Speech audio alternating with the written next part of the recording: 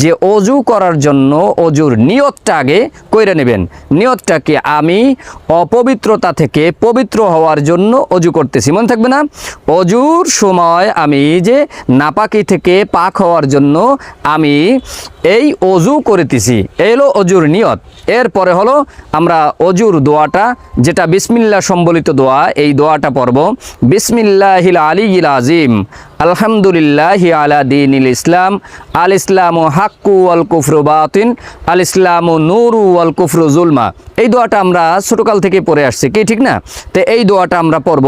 এই দোয়াটা যদি আমরা পড়ি তাহলে অজুর শুরুতে বিসমিল্লাহ সম্বলিত এই দোয়াটা হলো, এবং এই দোয়ার মধ্যে অনেক বরকত রয়েছে। দ্বিতীয় নাম্বার হলো আল্লাহুম্মা গফিরলি জামবি ওয়াওয়াসসি'লি ফি দারি ওয়াবারিকলি ফি রিজকি। এই দোয়াটা অজুর মাঝে মাঝে মাঝে মাঝে কোনো অঙ্গ ধোয়ার সময়, মুখ ধোয়ার সময়, হাত ধোয়ার সময় আমরা পড়ব। আবারও দোয়াটা বলি, আল্লাহুম্মা গফিরলি জামবি ওয়াওয়াসসি'লি ফি দারি ওয়াবারিকলি ফি রিজকি। এই দোয়াটা আমরা অজুর মাঝে মাঝে পড়ব। 3 নাম্বার হলো, দুইটা গেল, একটা হলো অজুর শুরুতে দোয়া, অজুর মধ্যে দোয়া এবং অজুর শেষে দোয়া। অজুর শেষে আমি অজু শেষ করিয়া তারপরে যদি খাবারের পানি হয়, যেমন টিউবওয়েলের পানি দ্বারা যখন অজু করি তখন এক ঢোক পানি আমি খায়া ফেলাবো, এইভাবে হাতে কইরা এক ঢোক পানি আমি খায়া ফেলাবো।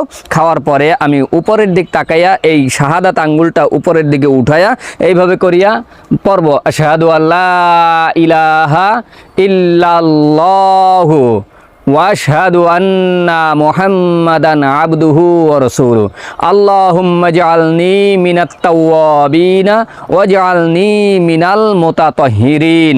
এই দোয়াটা আমরা অজুর শেষে পড়ব। নবীজি সাল্লাল্লাহু আলাইহি ওয়াসাল্লাম বলেন যে এই দোয়াটা অজুর শেষে যেই ব্যক্তি কালিমা শাহাদাত সম্বলিত এই দোয়াটা পড়বে, ওই ব্যক্তিকে আল্লাহ রাব্বুল আলামিনের জান্নাত, 8টা জান্নাতের দরওয়াজা থেকে ওই ব্যক্তিকে ডাকতে থাকবে, সুবহানাল্লাহ সুবহানাল্লাহ। তবে এখানে আরেকটা মূল্যবান কথা হলো যে কালিমা শাহাদাত আমরা পড়ছি আশহাদু আল্লা ইলাহা ইল্লাল্লাহু, এরপরে ওয়াশহাদু আন্না বলেছি। এখানে ওয়াহদাহু লা শারীকা লাহু যদি কেউ যুক্ত করতে চায় তাতেও কোনো সমস্যা নাই, কেউ যদি এতটুকু বাদ দিয়ে পড়ে তাতেও কোনো সমস্যা নাই। কোনো ব্যক্তি অজুর শুরুতে একটা দোয়া আছে বিসমিল্লাহিল আলিয়্যিল আযীম, এই দোয়াটা যেই ব্যক্তি পারে না ওই ব্যক্তির করণীয় কি? এই ব্যক্তি কি তাহলে অজু করবে না, নামাজ পড়বে না? এই ব্যক্তি কি ইবাদত করবে না? হ্যাঁ, অবশ্যই করবে। এই ব্যক্তি এই দোয়াটা না পারলে এই ব্যক্তির করণীয় হলো যে সে বিসমিল্লাহির রহমানির রহিম এতটুকু বইলা শুরু করবে। এতটুকু যদি বলতে না পারে বিসমিল্লাহ এতটুকু বইলা শুরু করবে। যদি এতটুকু বইলা বিসমিল্লাহ বইলেও শুরু করে তাহলে ওই ব্যক্তির অজু পূর্ণাঙ্গভাবে হয়ে যাবে, অজুর সওয়াবও পূর্ণাঙ্গভাবে পাবে, অজুর সওয়াবেও কোনো কমতি হবে না। আর যে অজুর শুরুতে নিয়তটা কিন্তু ভাই জরুরি। নিয়তটা যদি না করেন, বিসমিল্লাহটা যদি না করেন, তাহলে এই নিয়ত ছাইরা দেওয়ার কারণে, বিসমিল্লাহ না পড়ার কারণে ওই ব্যক্তির অজু হইতে পারে কিন্তু তার অজুর মধ্যে সওয়াব হবে না।